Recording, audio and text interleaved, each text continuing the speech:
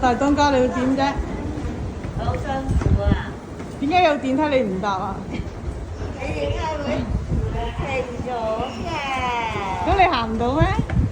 我好累啊！咁你掹住條通慢慢爬上去我啦。要破你啊！唔好煩我啦！阿婆行得慢一定有古怪啊！你腳又痛啦，食機啊！真係人西冇藥醫，要行樓梯。明明隔離有電梯喐噶嘛，點解我要自己行樓？明明呢個電梯嚟噶嘛。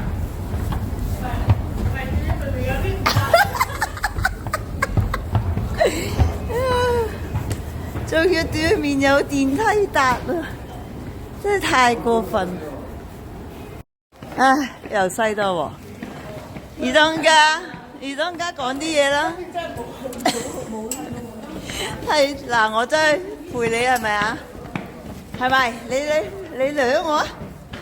行啦你咁係嘛？你嚟掠我，點解會用你掠我嘅？唉，又行樓梯，發暈。好啦，我而家話俾大家聽咩叫西？西就係冇樓梯下要行樓梯，冇電梯。嚟啦，細嘢啊！嚟過。Hello，我而家介紹大家一樣嘢，咩叫做西？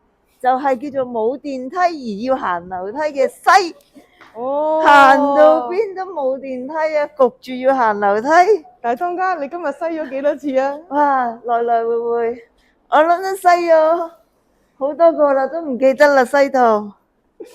唉，好彩係落樓梯，唔係上樓梯。上樓梯嗰陣時真係西晒啦。但係你好肯定？肯定，好肯定。好吧。那這是。喂，大家好，終於唔使西啦，今次。點解咧？